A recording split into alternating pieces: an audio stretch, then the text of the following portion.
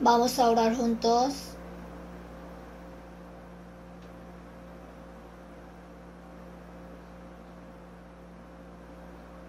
Dios nuestro Padre misericordioso que nos ama, tú nos amaste y tuviste compasión de nosotros, que nos alejábamos de nuestro Padre Dios y vivíamos en medio de pecado. Cuando no te conocíamos, nuestro Señor en lugar de nosotros murió y derramó su sangre preciosa.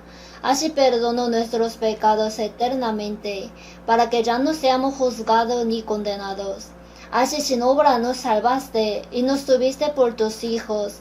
Además nos diste la esperanza gloriosa de entrar en tu reino eterno.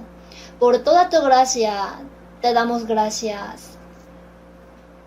En esta hora te damos gracias porque nosotros que fuimos redimidos por tu sangre preciosa, estamos reunidos delante del Señor, alabando tu gran gracia y amor, aprendiendo tu palabra y teniendo comunión santa juntamente contigo.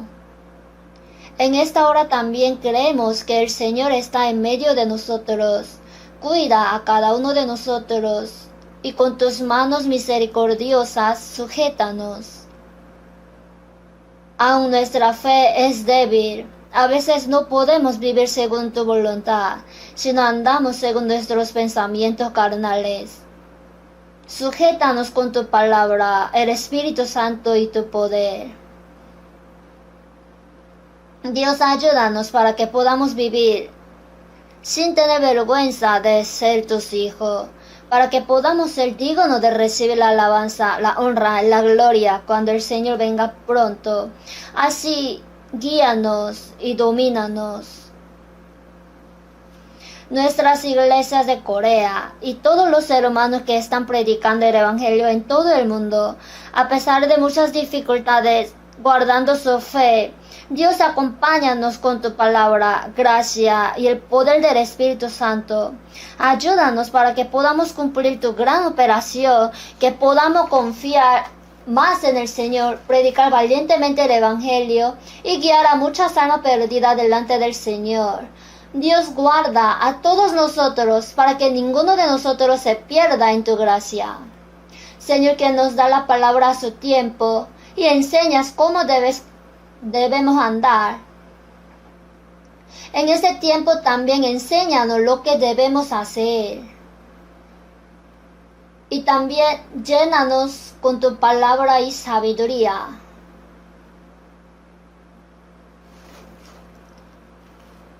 En el nombre de nuestro Señor Jesucristo hemos orado. Amén. Vamos a buscar San Lucas. Vamos a buscar la Biblia, San Lucas capítulo 17. Del versículo 5, capítulo 17, 5 hasta 10. Vamos a leer. San Lucas 17, 5 hasta 10. Dijeron los apóstoles al Señor: aumentanos la fe. Entonces el Señor dijo: si tuvierais fe como un grano de mostaza, podríais decir a este sicómoro: desarráigate y plántate en el mar, y os obedecería. ¿Quién de vosotros, teniendo un siervo que ara o apacienta ganado, al volver él del campo, luego le dice: pasa, siéntate a la mesa? ¿No le dice más bien: prepárame la cena, cíñete y sírveme hasta que haya comido y bebido? Y después de esto, come y bebe tú. ¿Acaso da gracia al siervo porque hizo lo que se le había mandado? Pienso que no.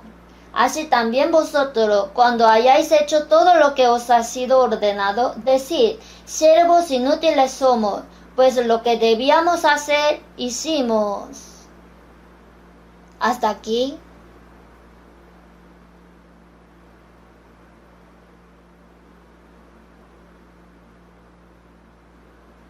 Esta vez regresamos después de tener conferencia de invierno en Tokio de Japón. La conferencia para todos los predicadores de Japón en Osaka y una inauguración de la iglesia central de Osaka. Nos acompañaron muchos diáconos, ancianos y hermanos. Por lo tanto, tuvimos buen tiempo de comunión.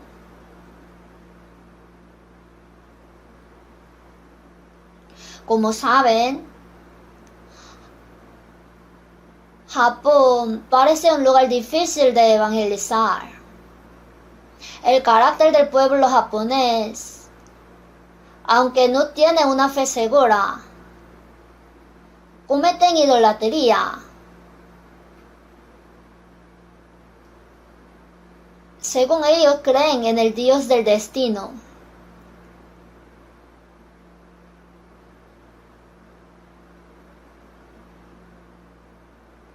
Y si le dice que crean en Dios, acerca del cristianismo es que la iglesia de la unificación ha hecho cosas muy malas.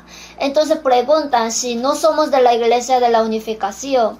Entonces cuando vi un volante durante el seminario decía, no somos la iglesia de la unificación. Así, es un lugar difícil de predicar. Sin embargo, como sabemos, este evangelio comenzó en Jerusalén y primero se extendió a Roma, Europa y América, hasta la extrema parte oriental, Corea del Sur, siendo el extremo de las islas, Japón. Se dijo que el evangelio se difundiera desde Jerusalén hasta lo último de la tierra. Y el evangelio llegó tarde a Corea. Es el extremo de las tierras. Por eso cuando predico en Japón, Japón es el extremo del mundo. El evangelio se está difundiendo en Corea y Corea está realizando su obra misionera en todo el mundo. Por eso presto mucha atención en Japón.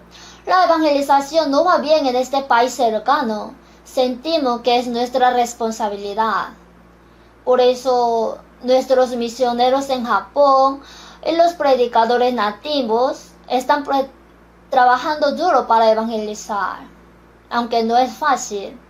Entonces, aunque la cantidad de personas que fueron salvas en Japón no es tan activa como en Corea, la cantidad de personas que se salvan continúa aumentando. Entonces esta vez en Tokio hay una iglesia Shinjuku justo al lado de la iglesia de Tokio. Y hay varias otras iglesias. Y en Osaka está la iglesia de Osaka. Y la iglesia central de Osaka preparó una nueva iglesia y celebró la inauguración. Osaka, al igual que Tokio, es una ciudad muy grande. Y en el centro de la ciudad, la iglesia central de Osaka, hubo varias dificultades debido a la ubicación de la reunión, pero esta vez prepararon un buen lugar y lo remodelaron limpiamente, y esta vez se reunió muchos hermanos de toda la iglesia de Japón. Así culminamos felizmente la inauguración.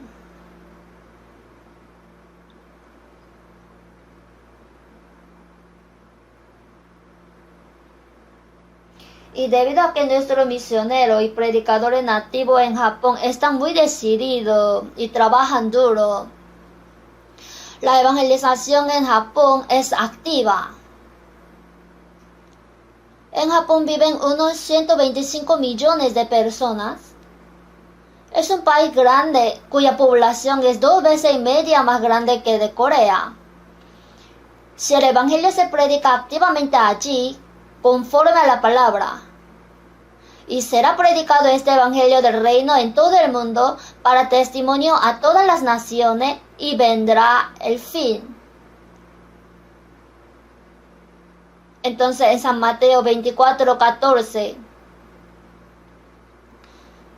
y será predicado este evangelio para testimonio a todas las naciones, y entonces vendrá el fin. Este evangelio del reino de los cielos será predicado a todas las naciones. Así que después de que la obra de la salvación haya tenido lugar activamente en Japón, donde se predicó el último evangelio, la historia de la predicación del evangelio probablemente terminaría. Según el reporte, la Biblia fue traducida a 3.686 dialectos. Parece que todo lo que se pueda traducir ha sido traducido. Nadie ahora podrá excusar diciendo, no creí porque no había oído el evangelio. Las personas serán juzgadas más por el pecado de no creer que por sus pecados morales. Habrá condiciones suficientes para que aquellos que no creen sean juzgados. Entonces, Corea y Japón son considerados el extremo oriental y el fin del mundo. Pero evangelizar a Japón también se considera una gran responsabilidad para nosotros. Por eso, ore mucho por evangelización de Japón. Esta vez muchas personas de las iglesias de Corea fueron a la inauguración y nos felicitaron. Entonces, espero que tengan interés y oren por la evangelización de Japón.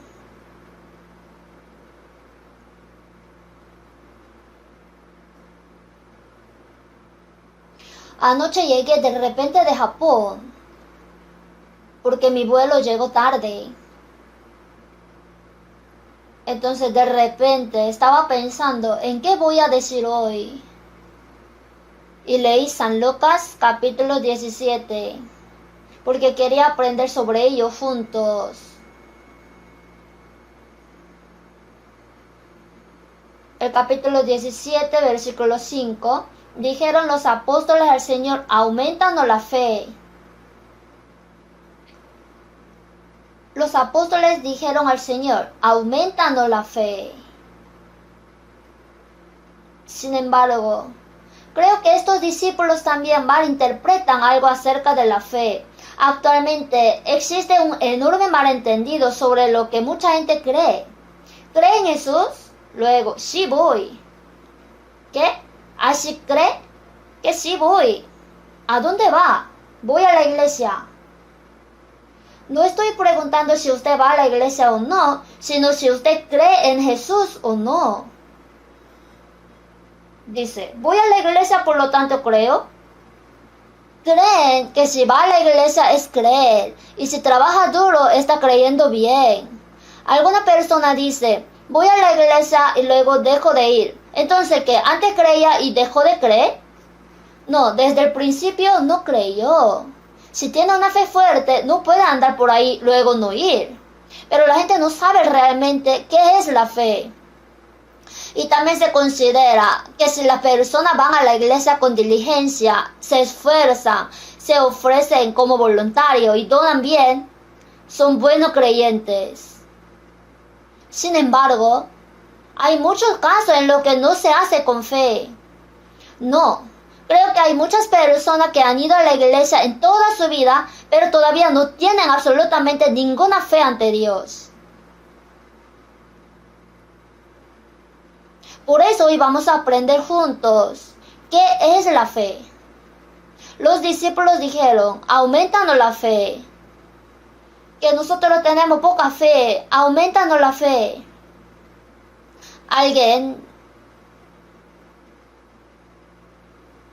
Alguna persona dice, tengo algo de dinero para este viaje, pero no es suficiente, así que por favor deme más. Así podría pedir a su padre o a alguien. Así de simple. Por favor, aumentanos la fe. Alguien dice, dame fe como la de un toro. O alguien dice, deme una fe como una montaña. Dicen eso porque no saben qué es la fe. Cuando los discípulos oraron a Jesús, aumentanos la fe. Jesús dijo, entonces el Señor dijo, si tuvierais fe como un grano de mostaza.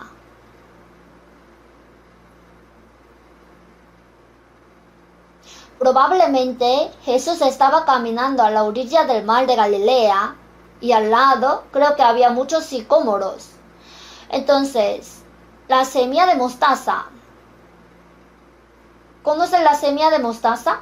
No creo que haya árbol de mostaza en Corea, pero en Israel sí. El tamaño es de un árbol azufaifo de Corea. No es un árbol tan grande. Pero la semilla de mostaza es tan pequeña. Si la sopla, sale volando. Además, la semilla de mostaza un poco más grande es más pequeña que el mijo. Así es una pequeña semilla.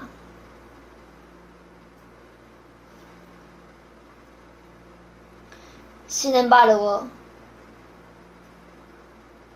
si tuvierais fe como un grano de mostaza, podríais decir a este sicómoro: desarráigate y plántate en el mar, y os obedecería. Esto es algo que no podemos entender con nuestros pensamientos. Dicen que la fe es como una semilla de mostaza.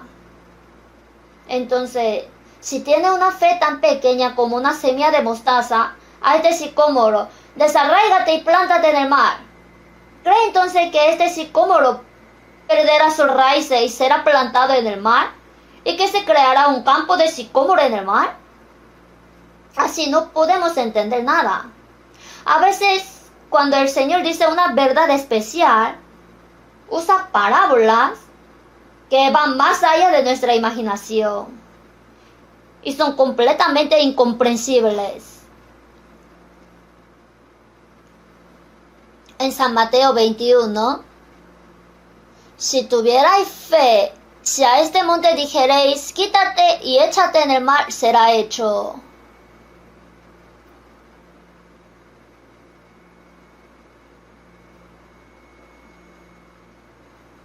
¿Hay alguien que pueda mover montaña con una fe tan pequeña como una semilla de mostaza? ¿Alguien ha arrancado alguna vez un sicómoro y lo ha plantado en el mar?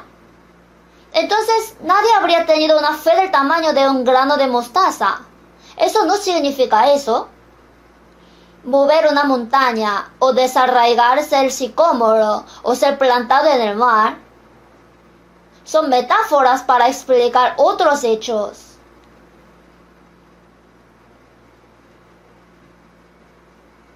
Necesitamos saber el significado de la palabra. En primer lugar, la fe tan pequeña como un grano de mostaza.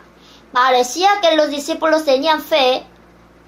Dijeron: solo tenemos poca fe, así aumentanos la fe. No, todavía no tienen una fe tan pequeña como un grano de mostaza.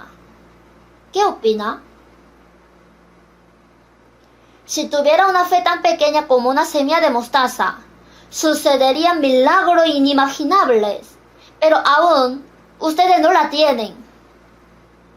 Bueno, ¿qué pasa con nosotros? Si no tenemos fe del tamaño de una semilla de mostaza, ¿tenemos fe del tamaño de media semilla de mostaza? O tiene una fe tan pequeña como una semilla de mostaza, o no tiene fe en absoluto. Es una palabra que es difícil de entender, pero estoy tratando de explicar un hecho sorprendente que contiene una verdad maravillosa. En primer lugar, la semilla de mostaza es muy pequeña. Es la semilla más pequeña de Israel, el cual a la verdad es la más pequeña de todas las semillas, pero cuando ha crecido es la mayor de las hortalizas y se hace árbol, de tal manera que vienen las aves del cielo.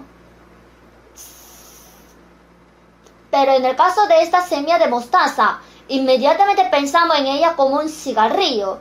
Las semillas de tabaco también son muy pequeñas. Así es.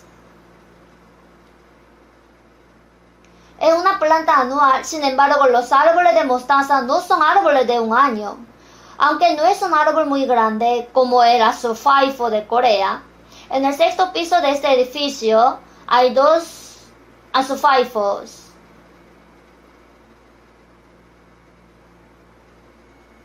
Cada año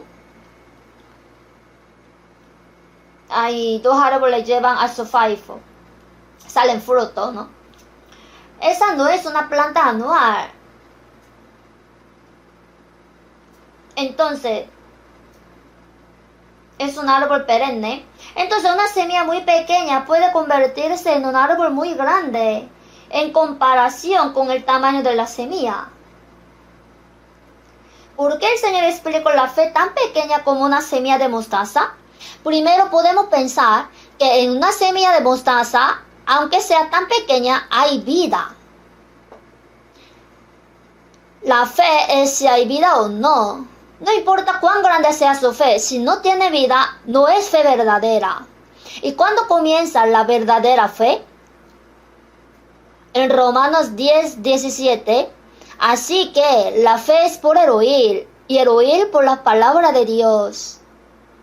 La verdadera fe no es algo que se gana con algún esfuerzo, sino que la fe proviene del oír y entender la palabra de Dios. Entender en Colosenses 1:6 que ha llegado hasta vosotros así como a todo el mundo y lleva fruto y crece también en vosotros desde el día que oísteis y conocisteis la gracia de Dios en verdad. El evangelio que llamamos es el evangelio de la gracia de Dios.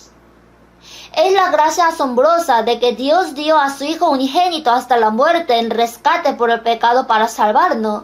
Y el Señor murió en la cruz para pagar nuestros pecados. Y con su sangre derramada lavó nuestros pecados para siempre. Cuando escucha este evangelio y realmente entiende la gracia de Dios, la fe comienza aquel día en que se da cuenta. Cuando nos damos cuenta de esto, recibimos el perdón de nuestros pecados y al mismo tiempo confiamos en que el Señor nos ha salvado. Entonces la fe viene cuando escucha la palabra de Dios y el evangelio de la gracia y verdaderamente entiende su gracia. Por supuesto, eso también viene a través de la obra del Espíritu Santo. En 1 Corintios 2:10, pero Dios nos las reveló a nosotros por el Espíritu. Cuando el Espíritu Santo de Dios viene, nos permite darnos cuenta y creer en la gracia de Dios. Comprender y creer es obra del Espíritu Santo. Cuando buscamos fervientemente la gracia de Dios, queremos ser salvos y cuando aprendemos la palabra, entendemos la gracia de Dios. Tampoco puedo olvidarme del día 30 de octubre de 1962 a las 8 de la tarde. Ese día es tan vivido como ayer, incluso ahora, porque antes de eso vivía una vida religiosa con afán durante más de 10 años. Hice mucho evangelismo, serví como pastor en una iglesia rural durante 2 años. En realidad no tenía fe en aquel entonces. Cuando realmente comprendí el evangelio de la gracia de Dios, cuando me di cuenta de que mi fe no estaba correcta y anhelaba sinceramente la gracia de Dios, el Espíritu Santo me ayudó a entender. Cuando me di cuenta de eso, vino el Espíritu Santo. Así se cumple la confirmación de la salvación y comienza la vida. Comienza con una fe tan pequeña como una semilla de mostaza. En el parque nacional llamado Sequoia National Park de Estados Unidos, ¿conoce el árbol de secoya?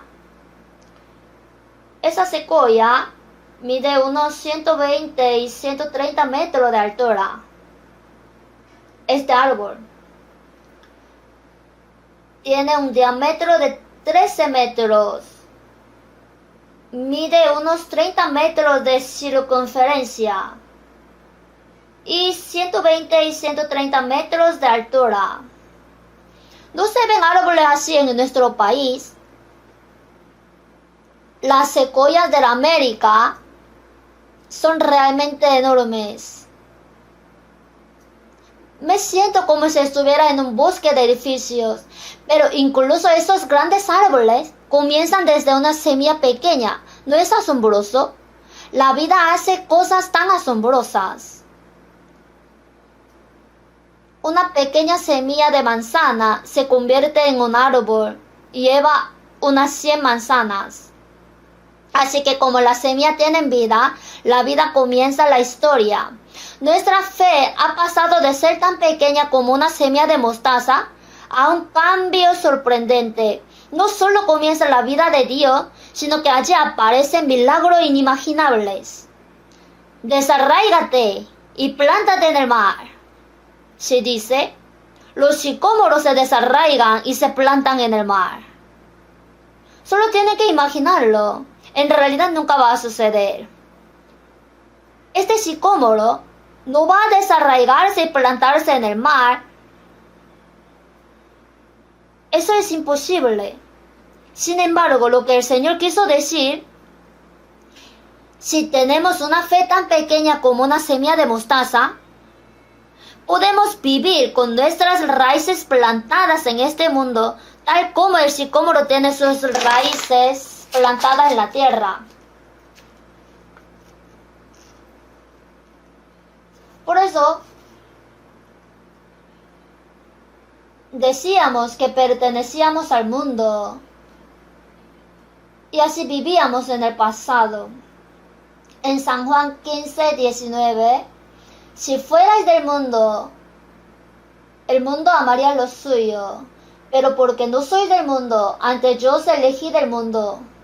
En San Juan 17, en la larga oración que Jesús hizo en la noche antes de su muerte en la cruz, no son del mundo como tampoco yo soy del mundo. Sí, se refiere a los santos que han sido salvos, como tampoco yo soy del mundo. Jesús vino a este mundo, pero no era del mundo. Vino a este mundo para realizar la gran obra de Dios, la obra de la salvación. Vivió poco tiempo, murió en la cruz, resucitó 3 días después y ascendió al cielo.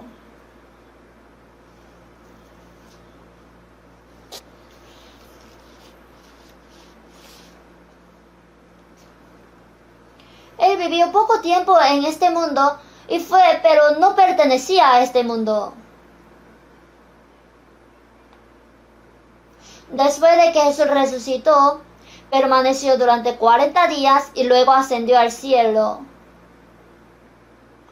Dijo, no son del mundo como tampoco yo soy del mundo.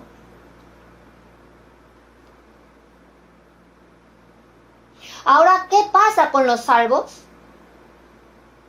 Lo seguro es que aunque todavía vive en el mundo, no es del mundo.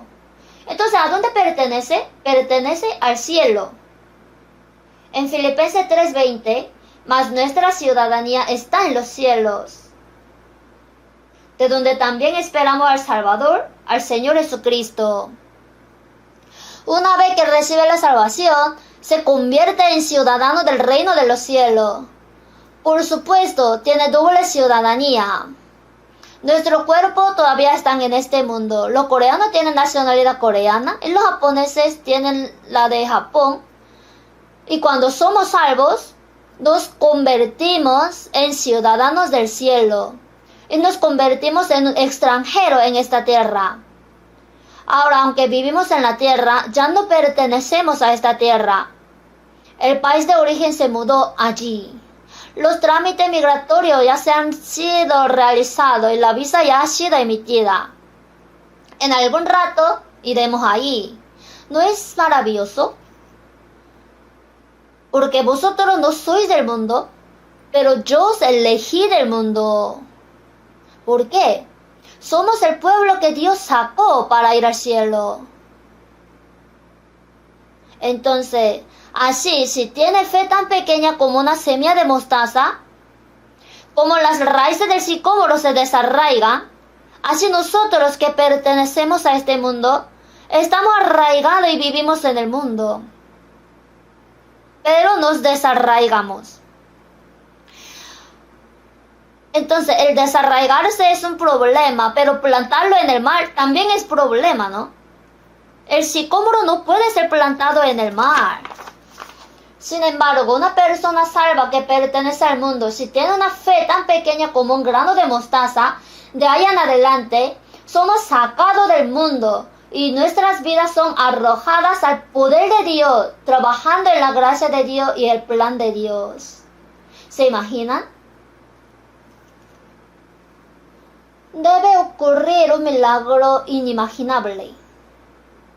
¿Qué es la fe? Si quiere creer, sí, y si no, no. Si va a la iglesia es fe, y si no va, no es fe. Esto no es fe.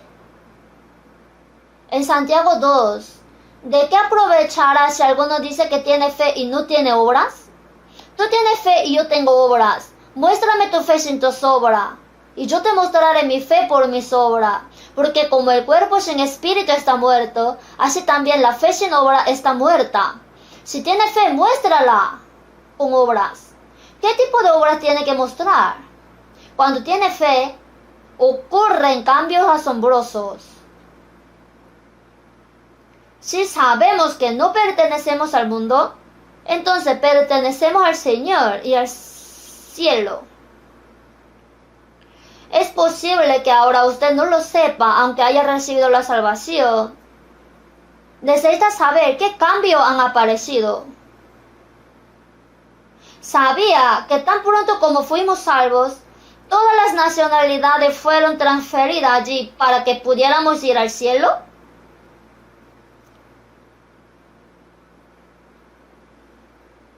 Ahora, nuestra ciudadanía está en el cielo. Entonces, cuando somos salvos, la vida de Dios ahora está plantada dentro de nosotros y ahora se logra la fe verdadera. El resultado de la verdadera fe es un cambio asombroso. En 2 de Corintios 13, examinaos a vosotros mismos si estáis en la fe, probaos a vosotros mismos. A veces hacemos controles de salud, ¿verdad? Por si en mí haya entrado alguna enfermedad o cáncer. En realidad muchos han muerto a causa de esto. Así hacemos el control de salud. Si simplemente hace un examen completo, puede tratar si hay una enfermedad o no y confirmar si hay una enfermedad o no.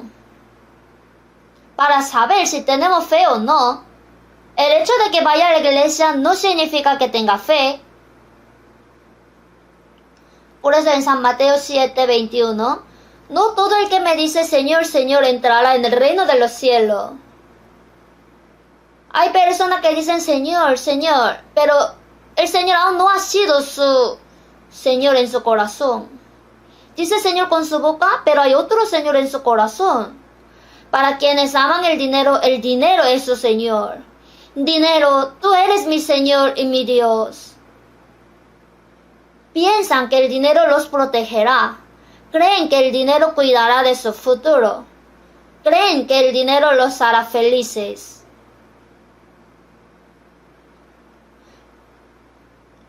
Las riquezas del rico son su ciudad fortificada y como un muro alto en su imaginación. Pero en la Biblia aparece el rico necio en San Lucas. Pero necio, esta noche vienen a pedirte tu alma y lo que has provisto, ¿de quién será? Así es el que hace para sí tesoro y no es rico para con Dios. Hay muchos ricos necios en este mundo.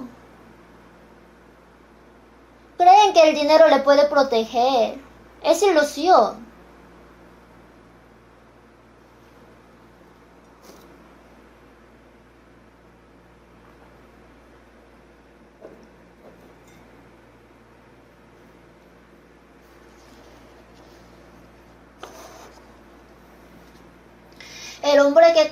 conocemos es Steve Jobs, un hombre que sorprendió al mundo desarrollando los teléfonos inteligentes de Apple y tuvo una enorme riqueza.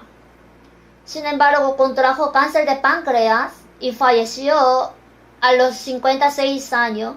Antes de morir dijo: viví como un tonto, muy tonto.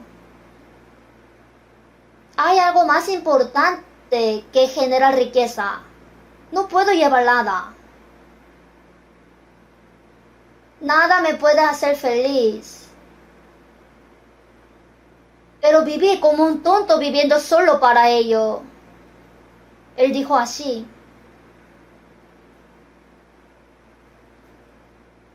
Cuando los ricos mueren, es realmente deprimente. El presidente de una gran empresa coreana escribió algo y después de su muerte, cuando vieron su texto, no sé quién disfrutará de la riqueza que tengo.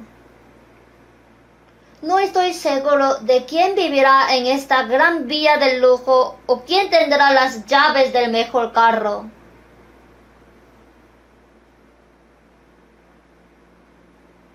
Dijo impotentemente que no sabía y murió. Las personas que acumulan la riqueza y piensan que ese es el propósito de su vida, lo hacen porque no conocen a Dios, pensando que viviría en este mundo más de 1000 años. En Proverbios 27, no te jactes del día de mañana. ¿Está diciendo que ganará mucho dinero y tendrá éxito? En Jeremías dijo: ¿y tú buscas para ti grandezas? No las busques. Cualquiera que tenga un negocio para sí mismo es un tonto. No las busques, dijo. Somos personas que debemos ir delante del Señor en cualquier momento, siempre y cuando el Señor nos llame. Pero Jesús vino a esta tierra, cumplió la salvación. Si una persona entiende la gracia, recibe la salvación y obtiene una esperanza segura de ir al cielo, ya ha tenido éxito en este mundo.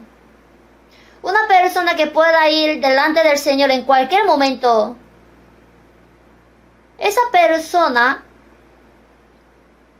es una persona que se ha vuelto idónea para el propósito para el cual Dios creó al hombre. Sin embargo, es cierto que la vida de Dios comienza cuando somos salvos.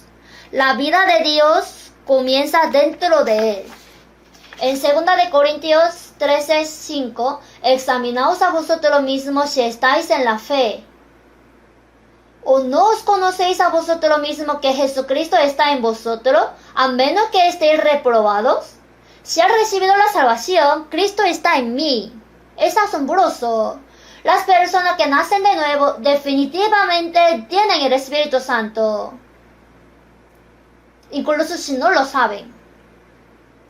Necesitamos saber que Él está. El Señor está en mí y ahora Él es el Señor de mi vida. En Romanos 8, si alguno no tiene el Espíritu de Cristo, no es de Él. Cuando fuimos salvos, el Espíritu de Cristo ha venido. Y los que son salvos son cristianos. Las personas que no son salvas no son cristianos. Solo son del cristianismo. Pero un cristiano es una persona en quien Cristo vive. Si alguno no tiene el Espíritu de Cristo, no es de Cristo. El Espíritu de Cristo ahora vino. En 1 de Pedro 1:23, siendo renacidos no de simiente corruptible, sino de incorruptible, por la palabra de Dios que vive y permanece para siempre. La palabra, siendo la semilla, fue plantada, sino de incorruptible, por la palabra de Dios que vive y permanece para siempre. Por la palabra entiende el amor de Dios, recibe la salvación, y dentro del salvo está el Espíritu Santo. Hay personas que dicen ser salvas, pero no saben si existe el Espíritu Santo. Esto puede que no haya sido salvo o no lo sabe aún. Los salvos tienen el Espíritu Santo.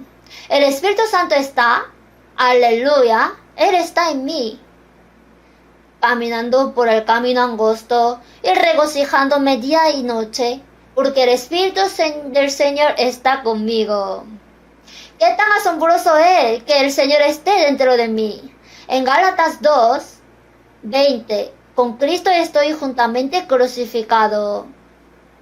Es el testimonio del apóstol Pablo, pero es el mismo testimonio de todos los cristianos. Con Cristo estoy juntamente crucificado. Que si uno murió por todo, luego todos murieron, dijo. Cuando Jesús murió, todos los hombres, o sea, todos los pecadores murieron en Él. Cuando realizamos esta gracia, cuando Él murió, yo también morí. Morí al mismo tiempo que el Señor murió por mí. Entonces estoy juntamente crucificado con Cristo. Fue hecho por fe.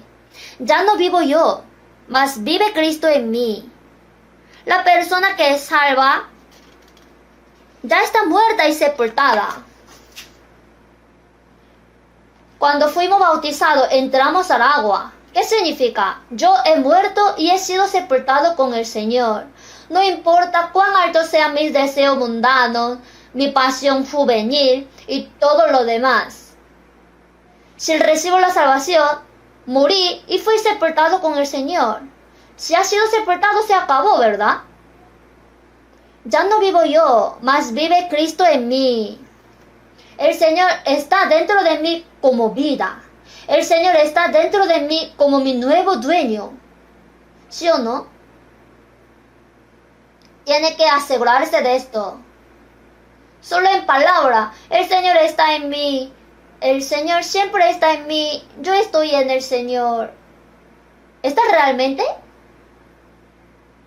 Si está el Señor es el Señor, el dueño. ¿Por qué me llamáis Señor, Señor, y no hacéis lo que yo digo? Señor significa que el Señor es el dueño de mi vida. Ahora, Señor, dejo que mi vida sea como tú deseas, ya sea que vivas o mueras según tu voluntad. Debe vivir como el Señor quiere.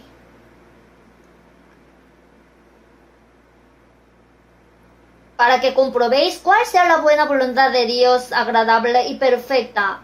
Debéis discernir de la Biblia cuál es la voluntad de Dios y vivir de acuerdo con la voluntad de Dios.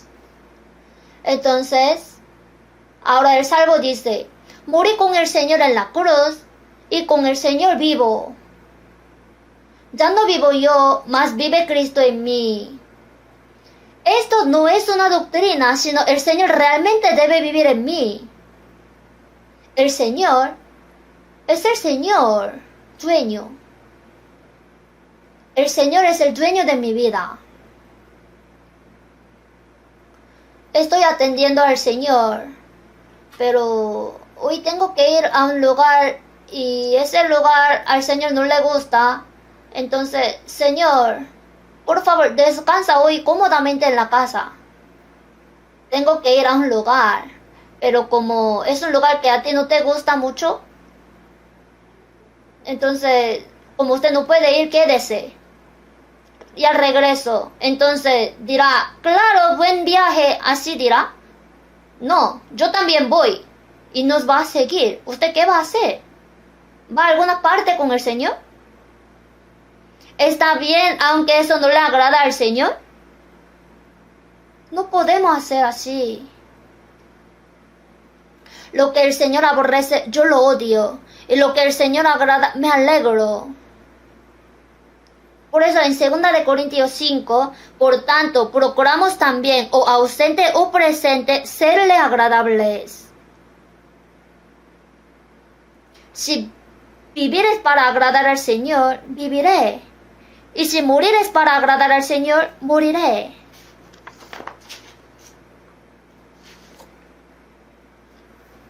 Por tanto, procuramos también, o ausente o presente, serle agradables. ¿Por qué? Cuando esté ante el Señor, será juzgado según si vivió de acuerdo con la voluntad del Señor o según su propia voluntad. Porque es necesario que todos nosotros comparezcamos ante el tribunal de Cristo para que cada uno reciba según lo que haya hecho mientras estaba en el cuerpo, sea bueno o sea malo. Si ha vivido según el Espíritu Santo o según la carne, sea bueno o sea malo. Es diferente del bien y del mal moral del mundo. Si fue bueno o malo en el cuerpo. Si vivió según la voluntad de Dios o según la suya. Si vivió según el Espíritu Santo o según la carne. Hermanos, si van delante del Señor, serán juzgados estrictamente. ¿Qué va a hacer? ¿Todavía quiere vivir como quiera? El Señor, quien nos salvó, nos amó primero con toda su vida, con todo su corazón, con toda su mente y con toda su fuerza. Por eso debemos amar al Señor con todo nuestro corazón, con toda nuestra mente, con toda nuestra fuerza y con nuestra alma. Esto es responder a la gracia con la que el Señor nos salvó. Contestar. El Señor primero nos sirvió. La vida cristiana no es una vida religiosa. No es una broma como dicen algunos. Ni siquiera es un hobby. El Señor murió para salvarnos, siendo el unigénito Hijo de Dios. ¿Qué debemos hacer? ¿El Señor qué dice? Sé fiel hasta la muerte, y yo te daré la corona de la vida. Esto no es para hacernos sufrir, sino para darnos mayor gloria. Hasta la muerte, no hasta el punto de no morir. Si vive para el Señor y muere espléndidamente para el Señor, logrará la mayor victoria. El Señor murió para salvarnos y resucitó. El apóstol Pablo sufrió, vivió y murió por el Señor. Pedro también fue crucificado al revés mientras predicaba el Evangelio. Entre los apóstoles, ninguno vivió una vida cómoda y murió de vejez. Fueron fieles hasta la muerte. ¿Y qué tal nosotros? ¿Podemos vivir cómodamente? ¿Realmente el sicómoro fue desarraigado? Desarráigate y plántate en el mar. No hablo de un mar tan ancho, sino que estoy arrojando mi vida a la gracia, al plan y al poder de Dios, que es tan ancho como el mar.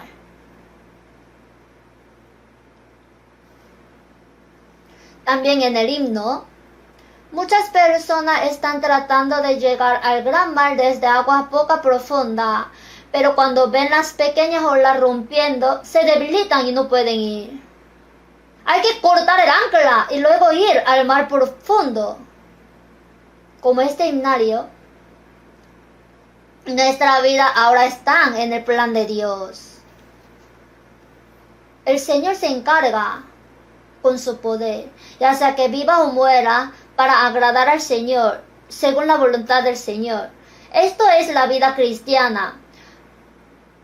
No se refiere a una persona especial, a todos los cristianos.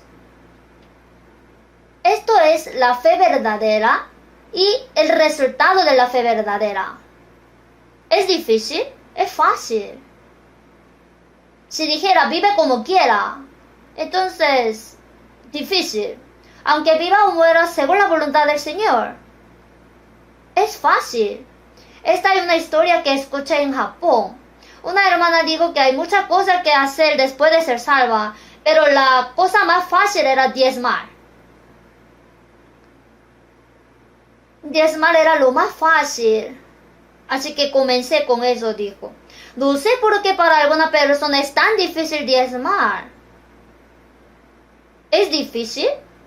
Si cree que es difícil, es infinitivamente difícil. Si piensa que es fácil, entonces es fácil. ¿Por qué puede hacerlo, no?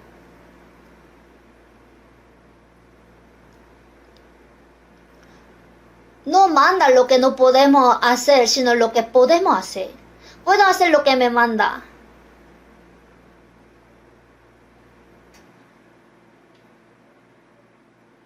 De todos modos, en San Juan 15, porque no sois del mundo. Ahora debemos dejar clara nuestra pertenencia. Vivimos en el mundo, pero no somos del mundo. Soy una persona que puede ir delante del Señor en cualquier momento. Y tenemos nuestra ciudadanía en el cielo. Cuando venga el Señor, o podemos ir al Señor pronto antes de que venga el Señor.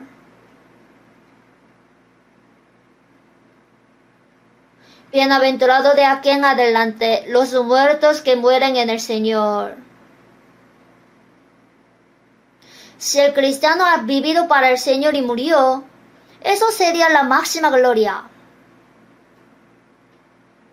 No puede vivir o morir como quiera. Qué avergonzado se sentirá cuando vaya delante del Señor.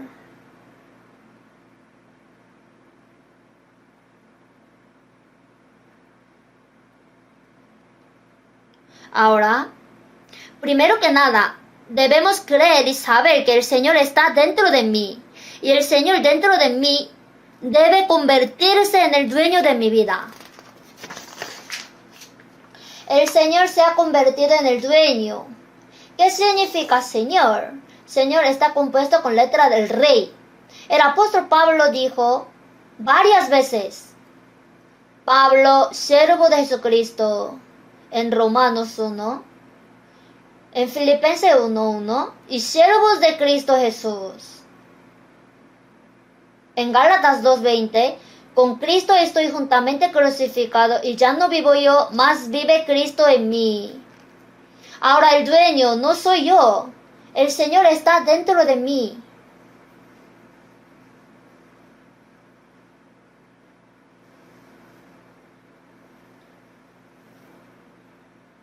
En San Lucas 14, 26 y 27, si alguno viene a mí y no aborrece a su padre y madre y mujer e hijos y hermanos y hermanas,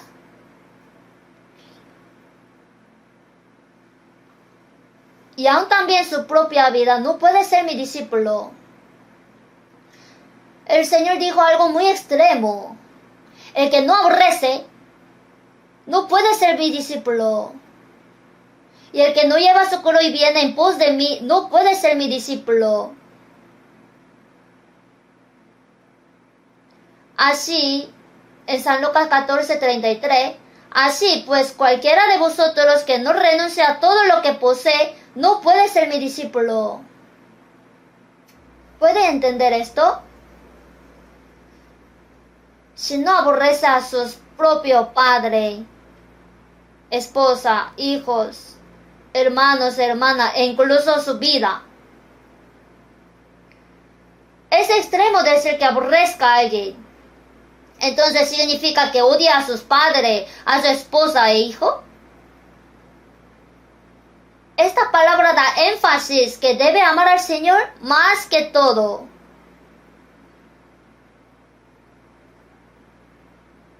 Para amar más al Señor, también podemos negar a nuestros padres. A veces podemos dejarlos. El que ama a padre o madre más que a mí no es digno de mí. Debe poner al Señor primero que todo.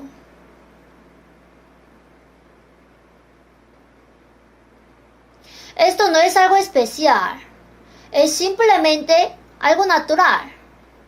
Es algo que hay que hacer. Así pues, cualquiera de vosotros que no renuncie a todo lo que posee, no puede ser mi discípulo. ¿Dónde está todo lo que es suyo? Si el Señor es mi todo. Si el Señor dice vive, vive. Si dice muere, muere. Si hace esto, hace. Si dice que no lo haga, no lo hacemos. Pase lo que pase, estoy a cargo de la obra del Señor y no hay nada que pueda hacer como quiera. Esto es desarraigarse el sicómoro. Las personas que hemos sido salvas, aún no hemos sido desarraigados enteramente.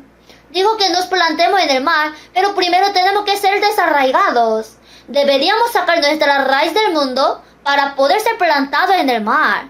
Si dedico mi vida a la mano de Dios en su gracia y su plan tan ancho como el mar, mi vida debe estar completamente plantada en la gracia, el poder y el plan de Dios.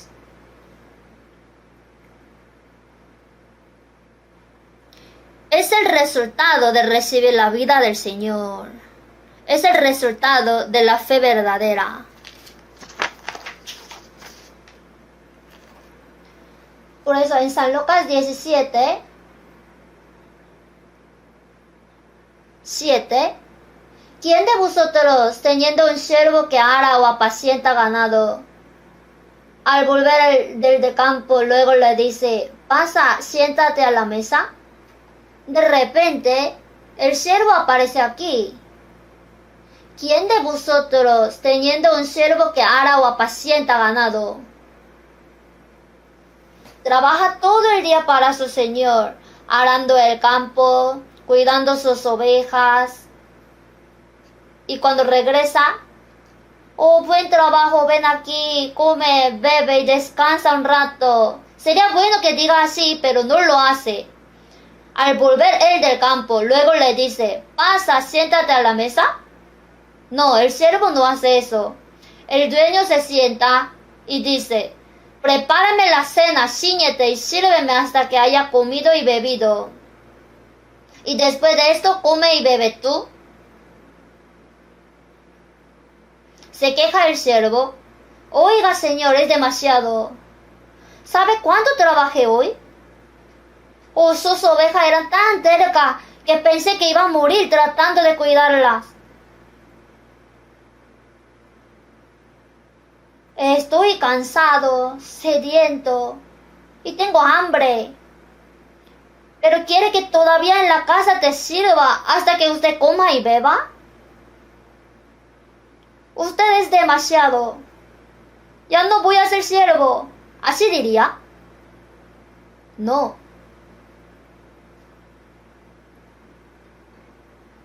Ahora, arando, apacentando ganado, es el trabajo del Señor.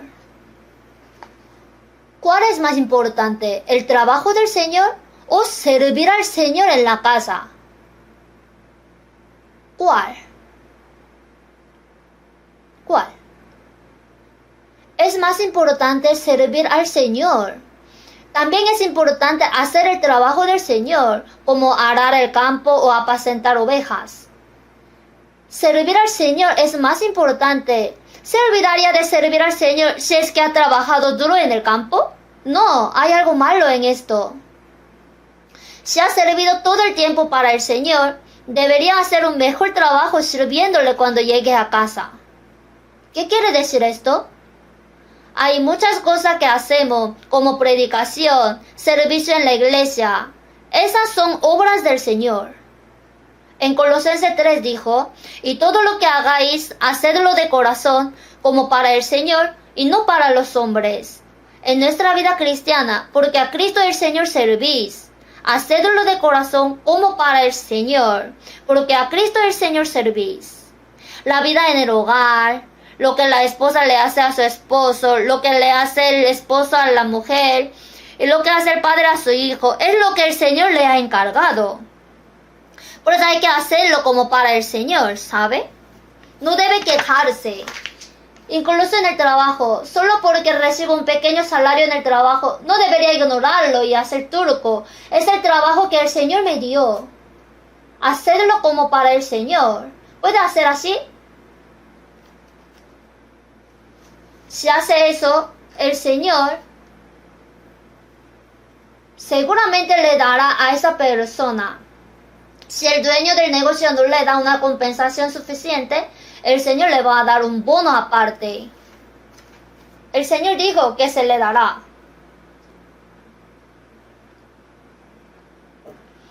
Algunas hermanas en Estados Unidos dicen que cuando van a un centro comercial, lo primero que hacen es limpiar.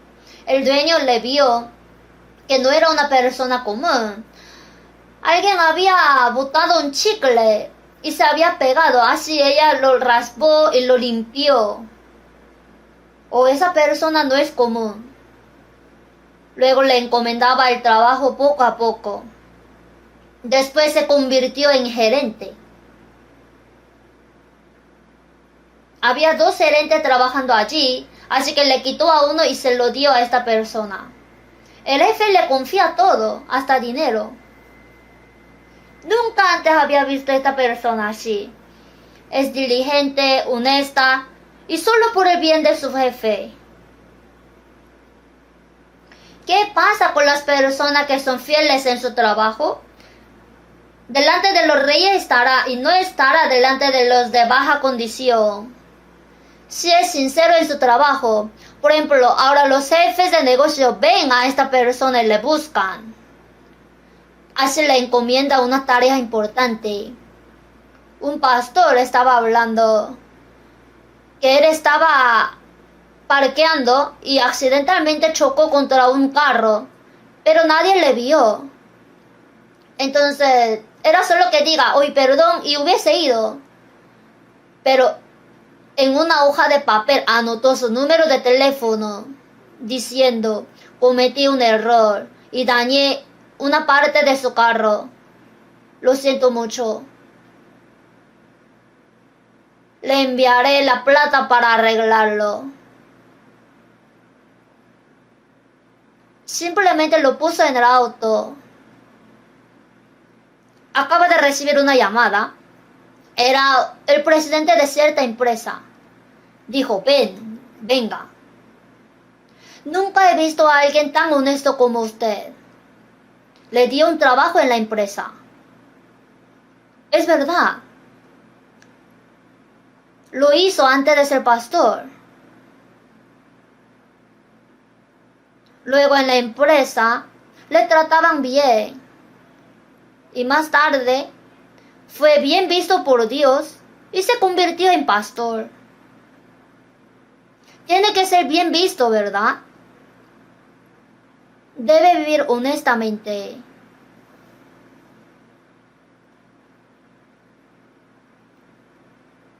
Y todo lo que hagáis, hacedlo de corazón como para el Señor y no para los hombres, sabiendo que del Señor recibiréis la recompensa de la herencia, porque a Cristo el Señor servís. En la iglesia lo que hace es servir al Señor, y todo lo que hace en casa y en el trabajo es el puesto que el Señor le ha dado.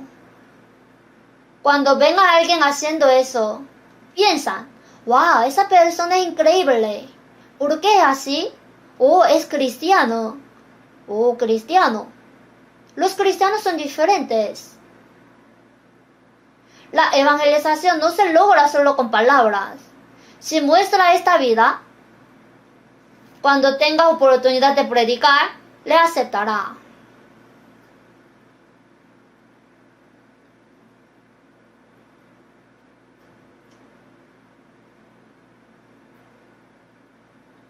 Aquí sale el siervo que arando campo y pastoreando oveja. Esta es una historia sobre un siervo. El siervo es una persona de donde salió su ego. ¿El siervo tiene algún concepto personal? ¿Tiene algún plan?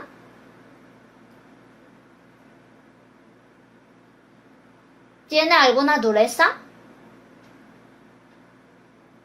No tiene planes ni nada por el estilo.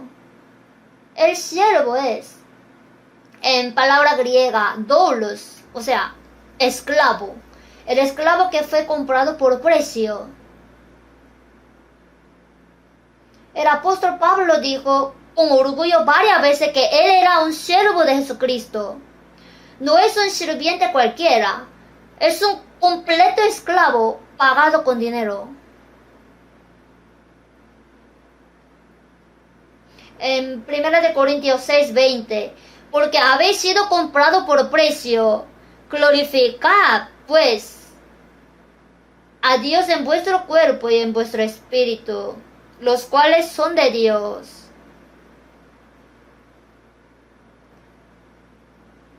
Si Si pues coméis o bebéis o hacéis otra cosa, hacedlo todo para la gloria de Dios. El siervo no tiene autoplanificación, ni autodirección, ni terquedad. No se aplica. El siervo existe solamente para su Señor.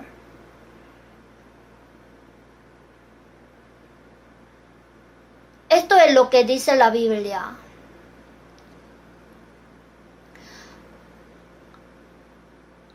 Por precio fuisteis comprados. En 1 Corintios 7:23, por precio fuisteis comprados, no os hagáis esclavos de los hombres. Somos de Cristo, ¿por qué esclavos de los hombres? Somos siervos que el Señor compró con precio alto. Estábamos siendo vendidos al infierno por nuestros pecados, pero el Señor murió en nuestro lugar y derramó su sangre para comprarnos como precio. ¿Cuánto será su valor? Vi sobre algo que realmente sucedió. Un misionero, para predicar a África, mientras caminaba, pasó por un mercado de esclavos. Los esclavos se venden por dinero, como se venden animales. Pero había cierta esposa que tenía un hijo, era un niño pequeño. Dijo que no necesitaba al niño porque sentía que no podría trabajar adecuadamente, por lo que solo quería comprar a la mamá. Esta mujer empezó a llorar, dijo, por favor, llévate a mis hijos contigo, que voy a trabajar duro. No es necesario, no necesito a tu hijo. Será molestia en tu trabajo. Estuvo a punto de separarlos, pero el niño lloraba y la mamá también, porque ahora si se separan, nunca se podrán ver otra vez. Estaba viendo esto el misionero, preguntó, ¿cuánto cuesta? Dio más dinero y dijo, los compraré. Y él los compró a los dos. Y la mujer miró al nuevo dueño preguntándose a dónde me iba a llevar. Ahí él rompió el certificado de esclavo. Yo no les compré para tenerlo por mis siervos. Usted ahora es libre. Que tenga una buena vida con su hijo. Pero la mujer piensa que no debería perder a esta persona por la que pagó.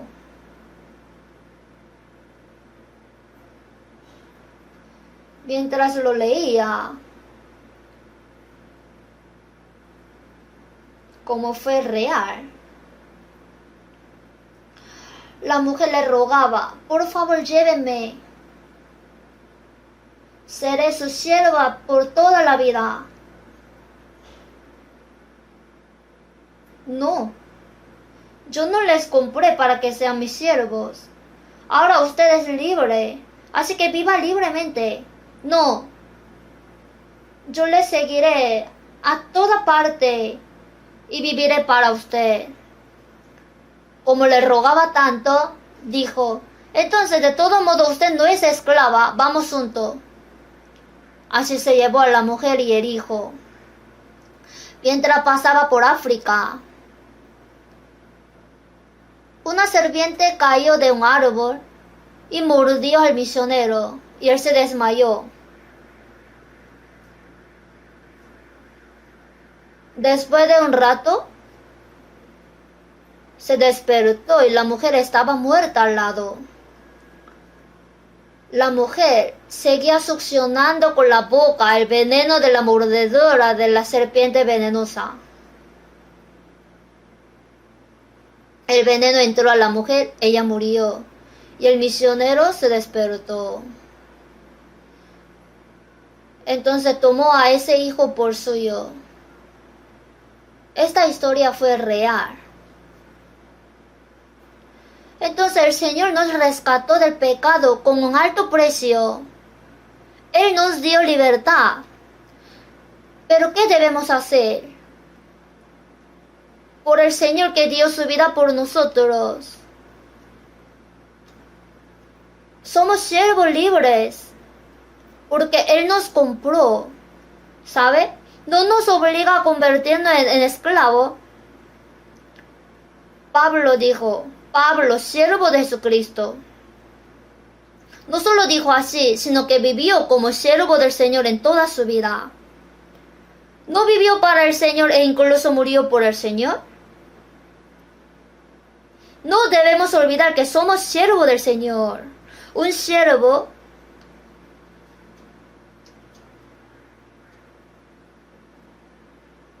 es una persona que se abandona todo por su amo.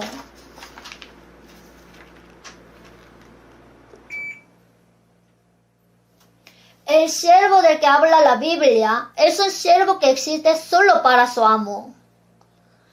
En Isaías 52:13 fue escrito 700 años antes de la venida de Jesús, dijo, he aquí que mi siervo será prosperado, será engrandecido y exaltado. Dios dijo al Señor, mi siervo. En Filipenses 2, 5-8, haya pues en vosotros este sentir que hubo también en Cristo Jesús, el cual siendo en forma de Dios, no estimó el ser igual a Dios como cosa a que aferrarse, sino que se despojó a sí mismo, tomando forma de siervo, hecho semejante a los hombres, y estando en la condición de hombre. Dios se ha hecho hombre.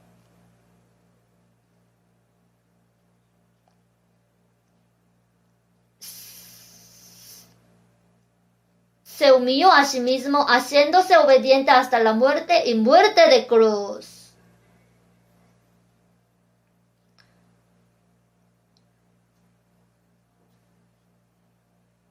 Para salvarnos, Jesús vino a esta tierra con el cuerpo humano humilde. Nació de una virgen y vivió siendo hijo de un carpintero pobre durante 30 años. ¿Quién lo habría llamado hijo de Dios? ¿Quién lo habría llamado Cristo o Salvador? Nadie lo habría sabido. No importa si lo sepa o no. ¿Cuánto sufrimiento soportó Jesús durante sus 3 años y medio en su vida pública? Y en la cruz, aquel inocente fue condenado a muerte, sufrió vergüenza y dolor. Derramó toda su sangre. Se ha hecho Dios siervo del hombre. ¿Hasta qué punto? Significa un siervo que entregó su vida para salvar a los pecadores. En San Juan 13, 13-15, vosotros me llamáis maestro y señor y decís bien, porque lo soy. Pues si yo, el Señor y el maestro, he lavado vuestros pies, vosotros también debéis lavaros los pies los unos a los otros, porque ejemplo os he dado para que como yo os he hecho, vosotros también hagáis. En aquellos días el lavamiento de los pies lo hacían los siervos. Palestina estaba pavimentada, había mucho polvo, y no son zapatos como los nuestros, sino como sandalia, como chanclas. Si camina todo el día, estará polvoriento, sudoroso y maloliente. Cuando llega a la casa, lo primero que hace el siervo es sentarse a la puerta, trayendo agua, arrodillarse y lavar los pies de su amo. Esto es lo que hace el siervo. Jesús se hizo siervo y lavó los pies de todos sus discípulos. Porque ejemplo os he dado para que como yo os he hecho, vosotros también hagáis.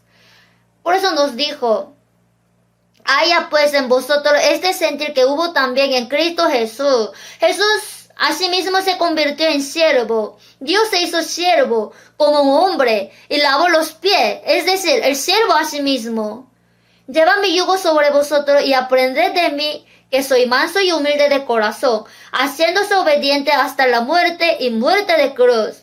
En San Lucas 22, porque ¿cuál es mayor, el que se sienta a la mesa o el que sirve? Claro, es mayor el que se sienta y come. El sirviente se pone de pie y sirve hasta que el amo termine de comer. Sin embargo, Jesús dijo, mas yo estoy entre vosotros como el que sirve. El Señor no vino a este mundo para ser servido, sino para servir. Hizo lo que haría un siervo con su amo. ¿Qué debemos hacer? El gran apóstol vivió toda su vida como siervo de Cristo y murió como siervo. Un esclavo es una persona que ha perdido su identidad.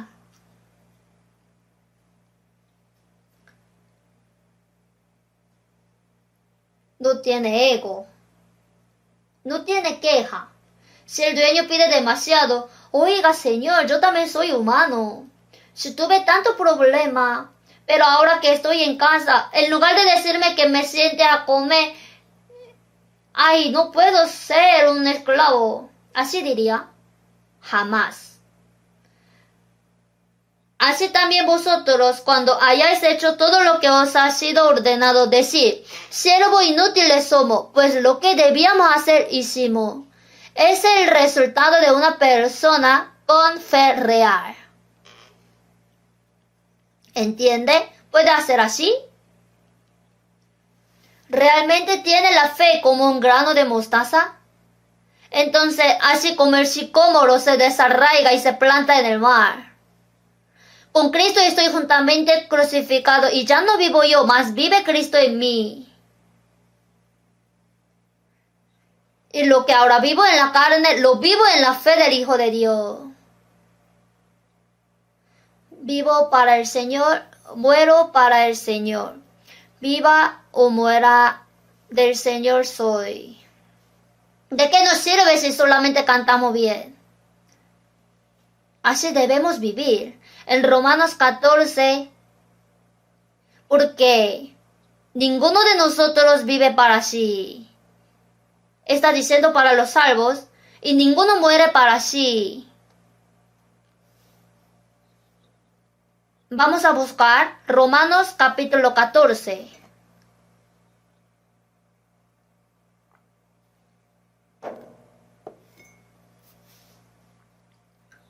Romanos 14, 7 al 9. Leamos despacio. Porque ninguno de nosotros vive para sí, y ninguno muere para sí. Pues si vivimos, para el Señor vivimos, y si morimos, para el Señor morimos. Así pues, sea que vivamos o que muramos, del Señor somos. Porque Cristo para esto murió y resucitó y volvió a vivir, para ser Señor así de los muertos como de los que viven. Continúe leyendo esta palabra y piense profundamente en ella. Es cierto que el apóstol Pablo dijo, porque ninguno de nosotros vive para sí mismo y ninguno muere para sí mismo. ¿Es verdad? Entonces, todo tenemos que decir en corazón, sí, es cierto.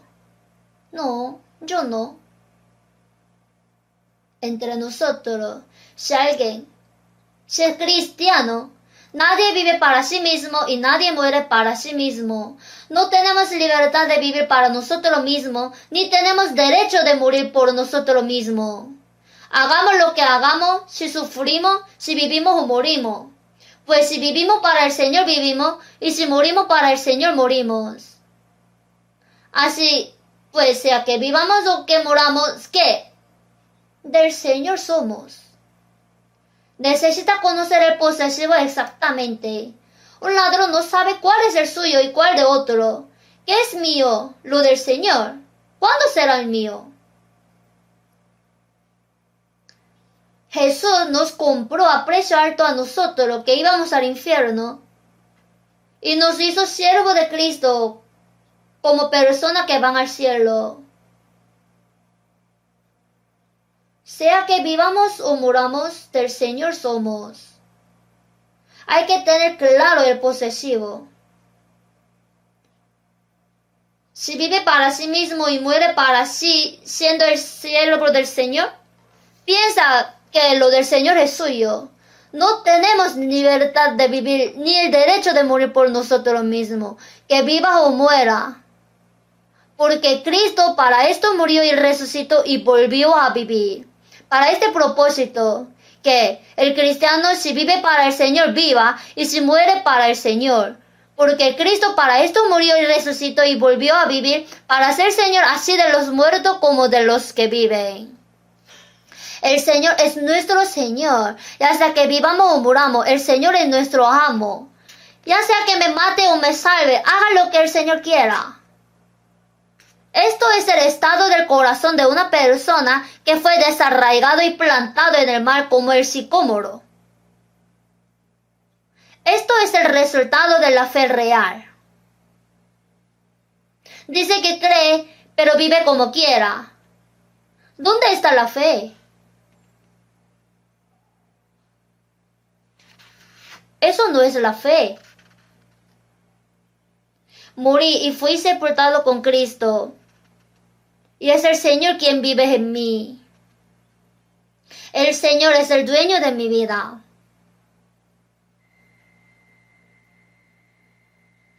Por lo tanto, el siervo no puede quejarse ni culpar a su amo a pesar de cualquier situación. Solo hay obediencia al Señor. ¿No se obliga el Señor a hacer cosas que no nos gustan solo para molestarnos? No, es para nuestro beneficio. Siervos inútiles somos, pues lo que debíamos hacer, hicimos. Después de todo el trabajo, el siervo dice, mírenme, soy genial. ¿Ha visto a alguien así como yo? No, somos el siervo inútil. Como somos siervos, hicimos lo que debíamos hacer. Por eso el apóstol Pablo dijo, pues si anuncio el evangelio no tengo por qué gloriarme porque me es impuesta necesidad. Me es impuesta necesidad no significa que le haya sido obligada, sino que es algo que debe hacer. Y ay de mí, si no anunciara el evangelio.